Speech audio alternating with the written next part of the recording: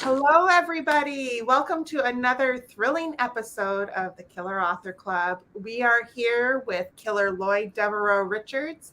Also with us is Lloyd's daughter, Marguerite, who made him and his first novel a viral sensation on TikTok. They are here to talk about that fun story and to tell us about Lloyd's newest book, Maidens of the Cave, book 2 in the Stone Maidens series. So we have tons to talk about. So make sure you grab your favorite snack, and we will see you on the other side. Thought you really loved me, guess I was wrong. Thought you'd never leave me, guess I was dumb. Waited like forever to be your plus one, but I guess you were done. Welcome, everyone. And my goodness, we're getting a great crowd here already. So I'm Heather Goodenkoff, along with founding members Kimberly Bell and Kara Ruda. And we are so excited to celebrate Lloyd's new book tonight in the clubhouse. So the Killers and I started the Killer Author Club so that readers like you can interact with some of the best suspense and thriller authors in the business. Killers like Sarah Buchanan, Frida McFadden, Angie Kim, Vanessa Lilly, and so many more. And those are just a few of the authors that are upcoming in the clubhouse. So all dates, times, etc. can be found on killerauthorclub.com. But tonight we're here with Killers Lloyd and Marguerite to talk about killing of the fictional kind, of course. So make sure you drop your questions in the comments. And although we can't get to them all, we will do our best, and we'll be choosing some of them to ask our killer guests. So if you're watching this on Facebook or have a Facebook account, check out our public group, Killer Author Club.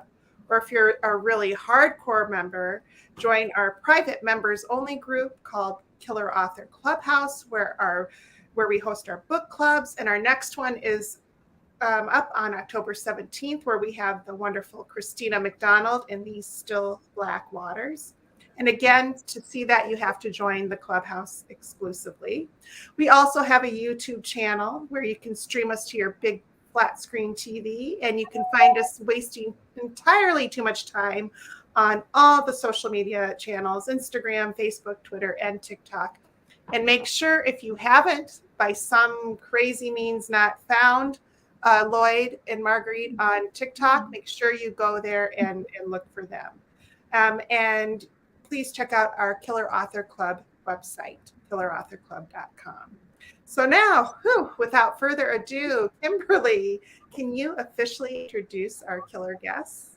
I would love to. Lloyd Devereux Richards was born in New York City and traveled extensively in Europe, Africa, and Central America before attending law school.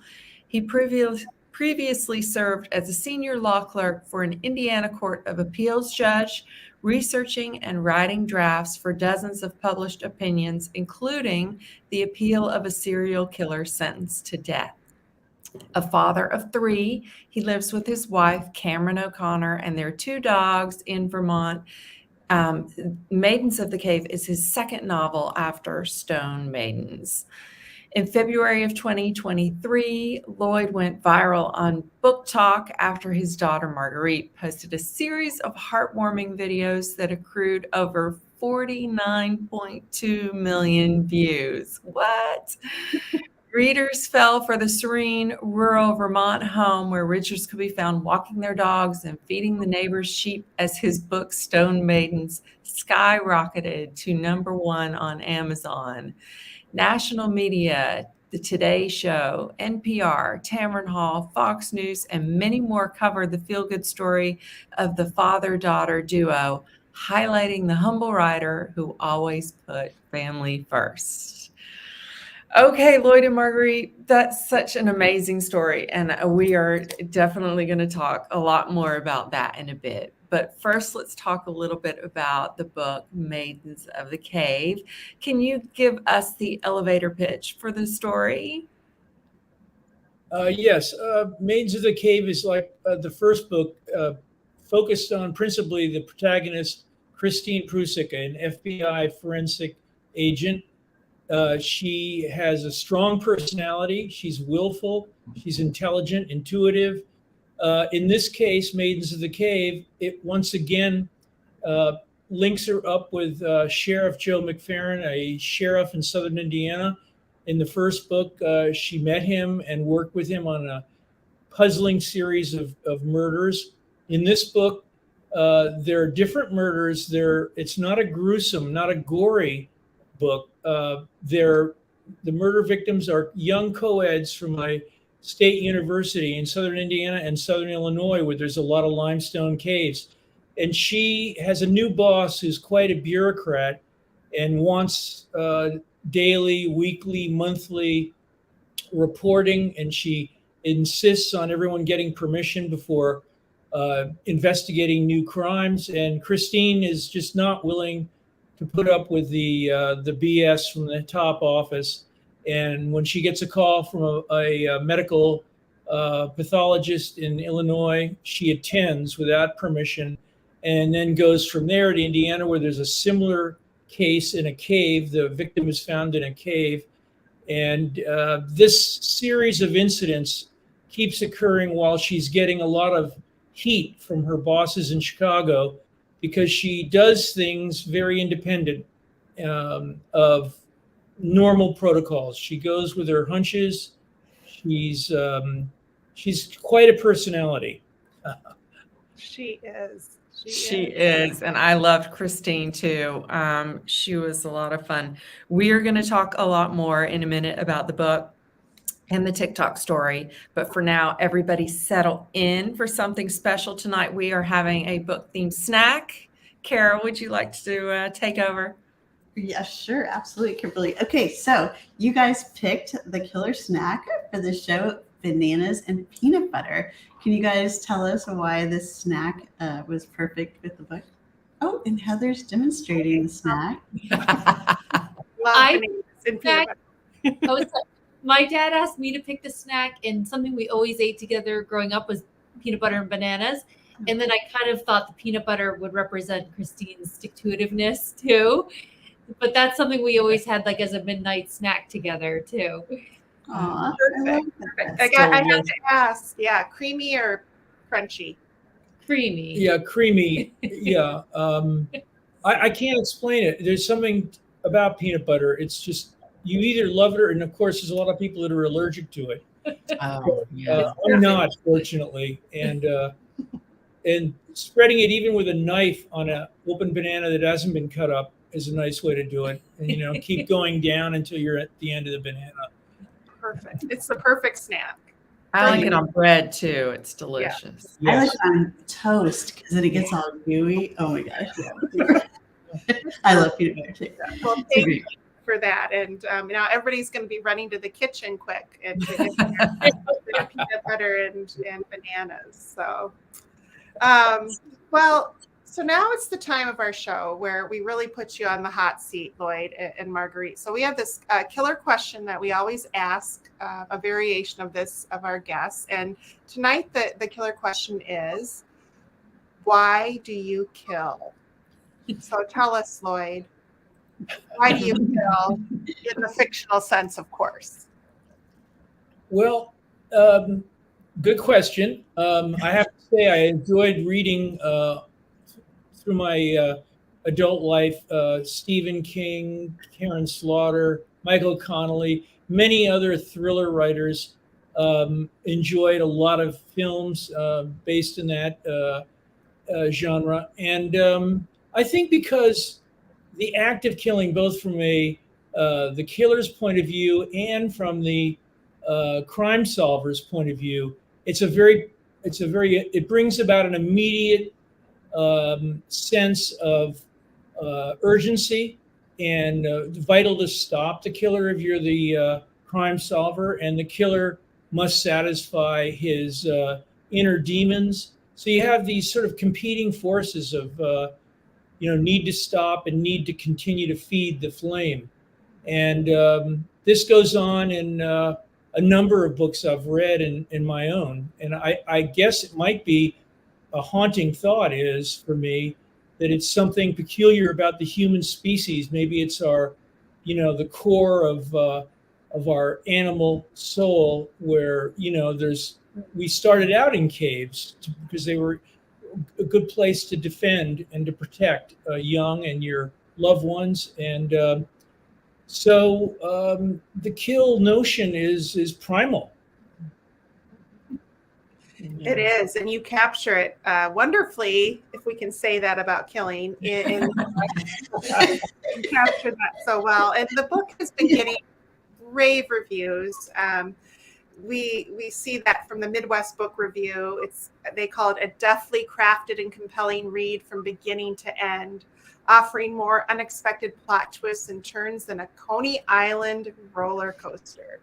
Maidens of the Cave is a terrific read and a welcome addition to any community library contemporary mystery suspense collection. And that's from the Midwest Book Review. So congratulations on that. Very nice. And we have a bazillion other questions for you about the book. But, I guess what I think people are wondering right now is, besides being a fabulous read, it became a runaway hit. And that's amazing. Can you tell us how that happened? Do you want me to answer that? Yeah, sure, Marguerite. Sure. From the more TikTok standpoint? What initially inspired me to make the TikTok, which hadn't become a runaway sensation, like you say, was just how much my dad truly loves writing and how he always stuck with it, even when no one was reading his book that it published. I mean, when he published, that was like exciting enough. And so when he finished Maidens of the Cave, the sequel last summer, and he really, he had it edited. He was so into it, and no one was reading Stone Maidens. It really touched my heart. And so I consume TikTok, and I know how powerful TikTok is. And I was like, well, what if I made a video for you on TikTok? And he didn't know what TikTok was. And he was like, no, I don't really want to do that. And so we didn't. And then 6 months went by, and I brought it up again, and he was more open to the idea. So when he was just sitting at his desk, I made a quick little video that we all saw. And to answer your question, why it got so viral and people were so interested in his book, I think a few things. One, I think they saw him a little, how much I loved him, what a good father he is. And then someone who spends 14 years writing a book, has dedication and is a hard worker. But then as they started reading the book, he wrote a really beautiful book. It's a really good book. And I knew that. And I wish other people knew that. So I think that little combination of him being so lovely and such a good father and a hard worker, and the book being so beautiful, it just was. And then with a viral video, it's sort of this perfect little cocktail. Yeah. Did you already have a big TikTok following when that happened, or did that kind of take off for you as well? Video posted, and I started the account that night. He didn't even know he doesn't really even understand any of that. So I started an account and I posted the video, and it's at 57.1 million views now. Oh, what? Oh my gosh, that's amazing. Incredible. Well, and that is such a testament. I mean, we love our dads, and I think that love, it's like a little digital love letter to your dad, that, the video. And I know I recently lost my dad, and it just warms my heart to see it's a love story between dad and daughter. And then you put on top of that what an amazing read it is. We're just thrilled for the success of the book and for you. So congratulations on that. Thank you. And I actually think that's part of it. It's a lot of people would comment that they either lost their father or they were never close with their dad. And so it means a lot for them to see a father and daughter who, my dad always loved me and was there for me and took care of me. And so I think that's a really special, beautiful thing. And I think that was kind of part of it. And then I love, and he loves when people say he's my TikTok dad. Yes, absolutely. He is. You have a TikTok dad, maybe so I love that aspect too. Oh, that's amazing. Yeah. That's great. really great. Yeah. But as she says, it took 14 years to write the first book because I was a full-time lawyer and I worked on weekends and at nights, and I didn't know anything about writing a book. So I took a lot of assistance in editing from a local college writing instructor. They have a local writing school here in Montpelier, Vermont. And I worked with him for 2.5 years trying to understand all the elements of writing a book, pace, character, point of view, backstory, front story, character development, location setting. And, all these elements have to come together. And for many years, the book did not come together. I think it's important for your viewers to understand. I spent a lot of years making mistakes, basically. I was just willing to pursue it because I wanted to get to the finish line. I wanted to have a book that worked. And it took a lot of years to figure that out. Mm-hmm. Was it always the same story? Did you start with Stone Maidens and stick with it, or did it evolve and change? The lead character was the same, and the introduction of the local sheriff as well.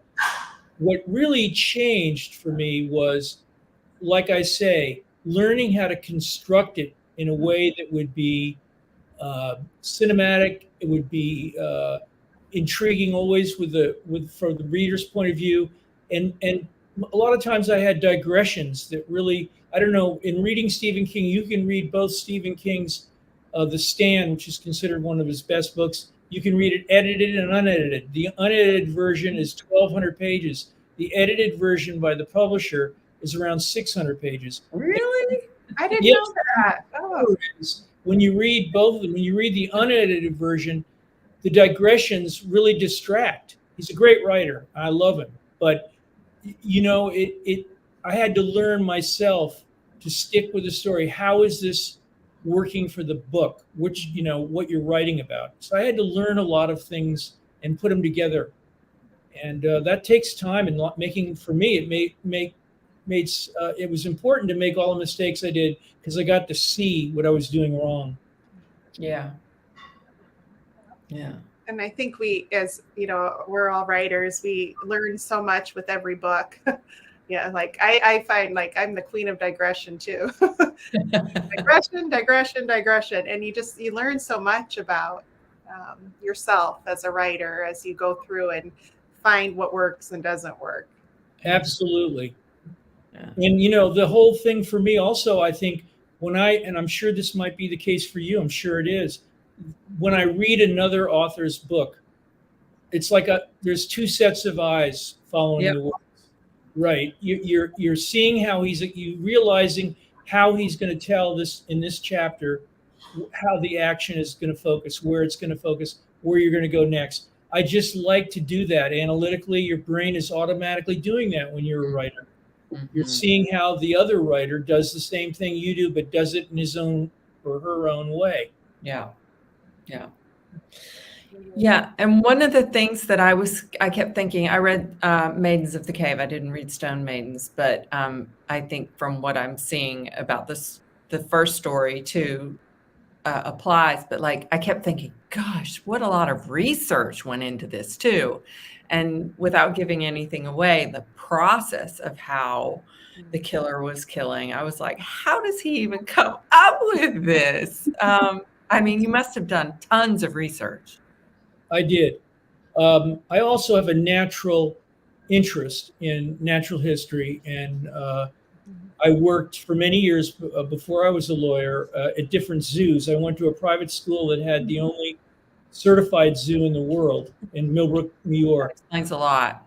Yeah, I have a real focus and interest in natural history, so it was a pleasure to do a lot of that research. Marguerite, we have a lot of questions for you coming in. Like, one, do you want to write a book? And then another one is, do you want to write a book with your dad someday? Are you a writer?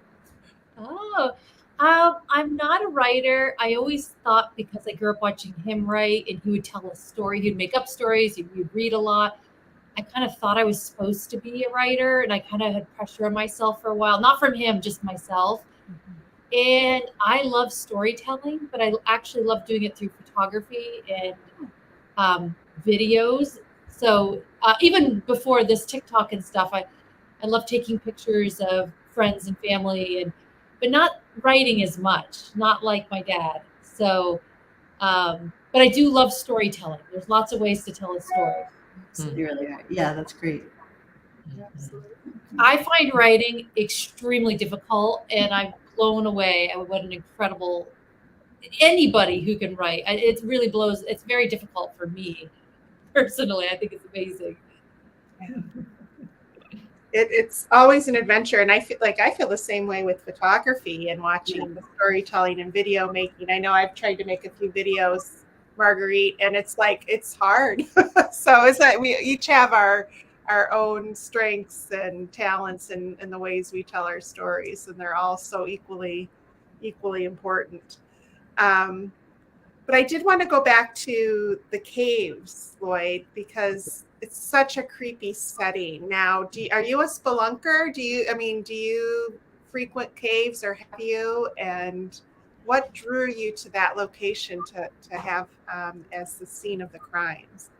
Well, good question. In both books, and since this one is Maidens of the cave itself becomes important. I lived for 8 years in Southern Indiana. I went to law school there, and I worked for a judge afterwards. And since Southern Indiana, it's like Kentucky, Tennessee, Missouri, Illinois. There's a lot of limestone, and wherever there's limestone, when rainfall occurs, it trickles down into the limestone and it dissolves the limestone. And over millions of years, you get these incredible caves all through Southern Indiana and Kentucky, Tennessee. And when Marguerite may not remember it, but I took the kids. One of the nice things about it, as you must know from living in Iowa, in the summer, it's so hot in the Midwest, hot and humid. If you go to a public cave, caves are uniformly 54 degrees. So if it's 100 degrees outside in the summer, it feels wonderful to go inside of a cave. Now, I myself am not a spelunker. I don't crawl on my belly through tight wedge spots. I have a little bit of claustrophobia. I wouldn't do that. Yeah. But there are a lot of these caves in Southern Indiana where you can walk in, and they're set up with little stairs and railings so you don't fall down. And I cited it naturally since I lived there, the second book, Maidens of the Cave, using those wonderful caves as a backdrop for the crimes. Yeah, perfect location for. Yeah, Oh yeah. creepy Nice. and claustrophobic for sure. Yeah. Oh my gosh. Somebody asked, and I can't find it back, but was Stone Maidens based on a real case or a cold case? Very good question. Yes, I went to Indiana University Law School, which has a graduate school and an undergraduate student body of over 50,000 students in Bloomington. They have other campuses in Indiana, which altogether it's a lot more. But when I was there were a series of unsolved murders of co-eds. There's a lot of hardwood forests around the campus, beautiful forests. And I knew one of the victims who survived. Wow. And I knew her, and I talked to the detectives which were investigating her case, and they suspected that while she survived, the similarities of the other cases where the women did not made them believe that the perpetrator was the same person. They never caught him. But I think this formed a kernel of an idea in my mind when I moved to Vermont. And so 10 years after moving to Vermont, working as a lawyer here, I had this, like I told you, this desire to write a book, which I didn't know how to tell the story in a novel form. I had to learn how to do that. But the idea did come from a very real incident in Southern Indiana. Wow. Wow. And you know what? We could probably talk to you guys all night. Questions. Is this a hit, Kara? Yes, I think it might be time for the next segment, Kimberly. Is that me? It is. It is. Okay, so Lloyd is giving away 3 copies of Stone Maidens. All you have to do to answer, is it Stone Maidens or Maidens of the Cave? Either one. All you have to do to enter is answer this question about our guest, and we will choose a winner from the correct answers. Bonus points for joining the Killer Author Clubhouse on Facebook or subscribing to our YouTube channel. And the question is, how many views have Lloyd and Marguerite's videos had on TikTok to date? Now, you don't have to be exact because we have changed the number as what we reported it. We heard it's a lot higher, but get in the neighborhood, and we will come back in around this time tomorrow and choose a winner from the And pie. probably by tomorrow, it'll be even higher by tomorrow. Probably. Yeah, just get in the neighborhood. We're good. Okay, and you guys, the Killers love independent bookstores and want to support them in any way we can. That's why we've partnered with Bookshop and have our very own Killer Author Club store on their website. We'll be dropping that link in the comments. But in the meantime, and speaking of indies, Lloyd has selected Bear Pond Books as his favorite indie. Lloyd, can you tell us why this store is so special to you? Well, it's in my local town. We're the smallest capital in America, 8,500 people. And it's been there a long time. It's been there over 50 years. And you may have seen the newspaper this summer earlier. We had a terrible flood.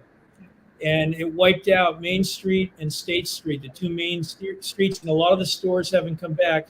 But Bear Pond Book made a real effort, and they're open now. It really looks wonderful. We were just down there today. Oh, wow. Gosh, yeah, those floods were terrible. Yeah, they were pretty bad, but it looks great now. They've got it all spiffed up. Oh, that's great. That's great. So we'll go ahead and drop the link to Already did it. into the comments, so you can, Yep. you can visit the bookstore and Bear Pond and get all the copies of Lloyd's books that you want, among anything else on your book to be read list. So make sure you check that out. For sure.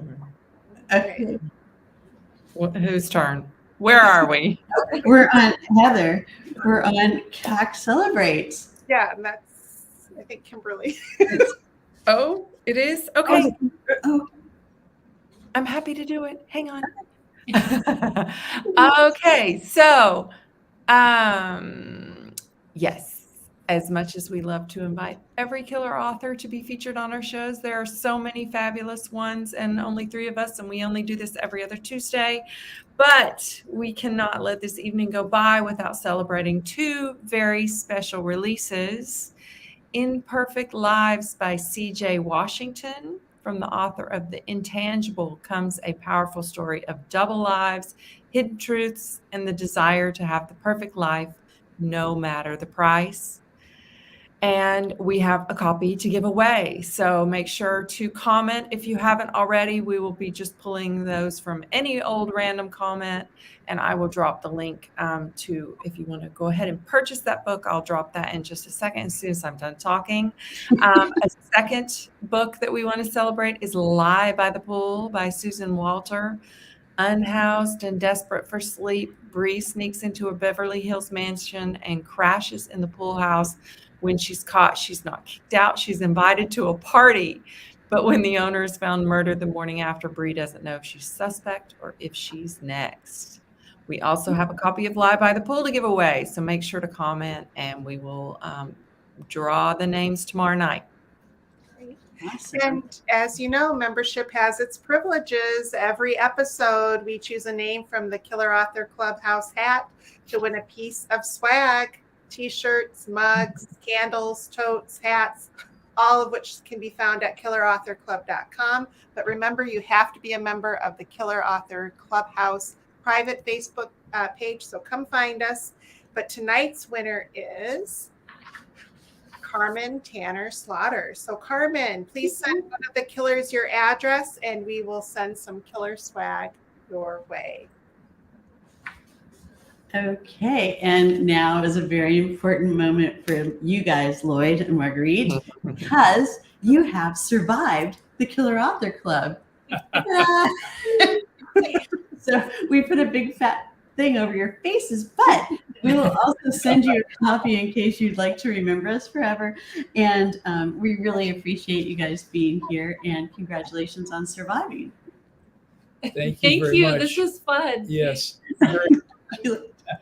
Yeah, we have fun with you guys too. We really could talk to you forever, but since it's a half an hour show, we couldn't. But anyway, it was, I mean, like, so heartwarming, and also congratulations on everything. Oh, Thank thank you. you. Congratulations. Absolutely. Yes.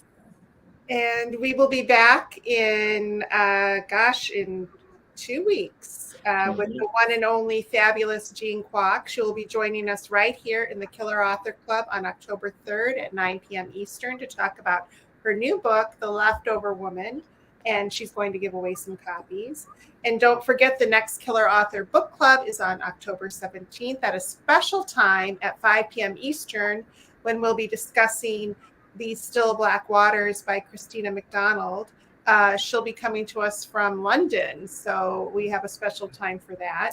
And our very own Killer Kimberly says about the book, this is not the book you think it is, and I mean that in all the best possible ways.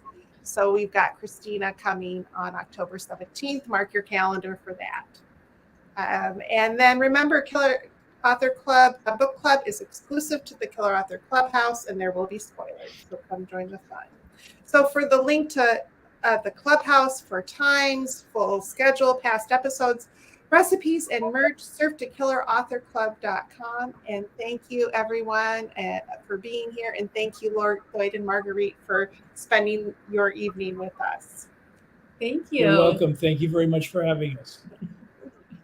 Goodbye, everybody. I guess I'm a killer through